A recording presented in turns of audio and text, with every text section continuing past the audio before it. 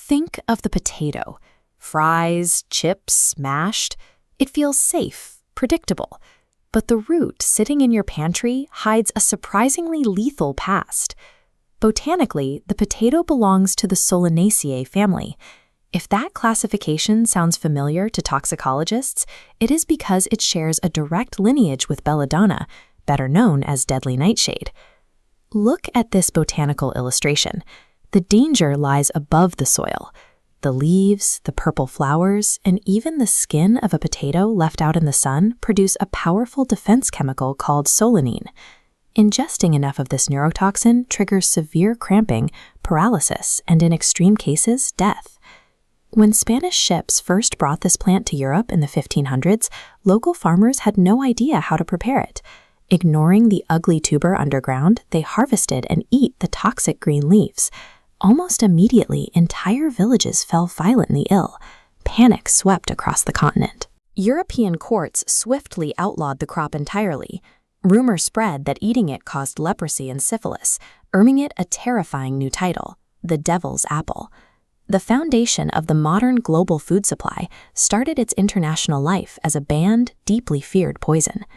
Before we look at how this devil's apple took over the world, if you found this information helpful, please share and subscribe. Look closely at this photograph of the high Andes.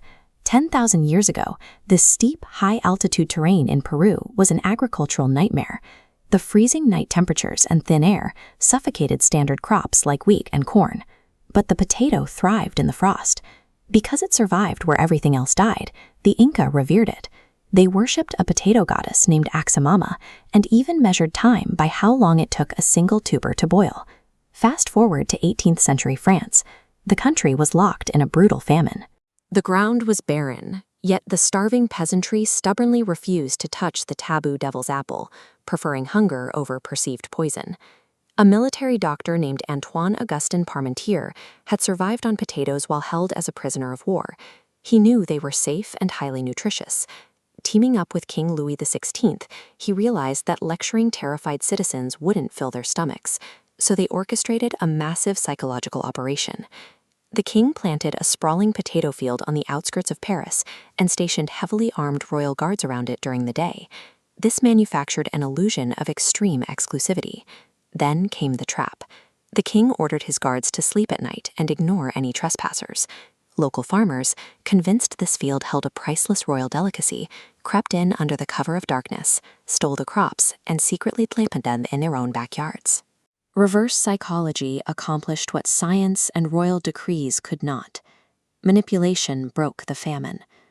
If you found this information helpful, please share and subscribe. As the potato spread, its incredible caloric density caused Europe's population to explode. Farmers abandoned diverse crops, creating a total, unyielding reliance on a single food source. This diagram illustrates Ireland's biological flaw. Farmers buried headings, creating genetic clones of the lumper potato. In 1845, the Phytophthora infestans fungus arrived. When one spore touches a plant, decay cascades instantly. Sharing exact DNA meant zero immunity. The national yield rotted in weeks. This historical sketch captures the brutal reality on the ground.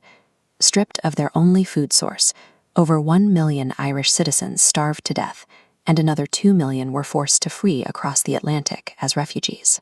The 1845 famine is a stark warning about the risks of agricultural monoculture, a biological collapse triggered by total reliance on identical clones.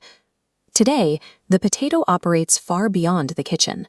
Heavy industry relies on its unique chemical properties. The sticky starch extracted from the tuber is used to stiffen textiles in clothing factories, coat glossy magazine paper, and manufacture biodegradable plastics. It also generates power. If you stick 2 different metal pins into a raw potato, the natural juices inside act as an electrolyte. This chemical bath allows electrons to flow freely between the metals, generating a small electric current. Researchers recently discovered a way to optimize this. Boiling the potato first breaks down its internal cellular resistance. This simple thermal reaction amplifies the electrical output tenfold, allowing a single cooked potato to power an LED light in an off-grid village for weeks. Take a look at this image of the Space Shuttle Columbia. In October 1995, NASA partnered with the University of Wisconsin to launch an agricultural experiment into orbit. They wanted to know if crops could survive in a zero-gravity environment. This microgravity lab chamber proves the mission was a complete success. These orbital plants, dubbed quantum tubers, established the potato as a highly viable primary food source for future human colonies on Mars. A root pulled from the freezing dirt of the Andes is now a core component of off-world engineering. Back on Earth, modern wellness trends often label the potato as a dietary villain, a cheap, empty carbohydrate that drives weight gain. The actual biological profile tells a very different story. Beneath the skin lies a dense matrix of complex carbohydrates, high-quality plant-based protein, and significantly more potassium than you will find in a standard banana. But its true biological advantage is its completeness. If global agriculture were to suddenly collapse, you could survive by pairing a potato with a small amount of fat, like butter or milk. That single combination provides every vitamin, mineral, and amino acid a human body requires to function indefinitely. Surviving frozen mountains, national famines, and even the vacuum of space, this tuber remains a uniquely resilient biological asset that continues to shape human survival.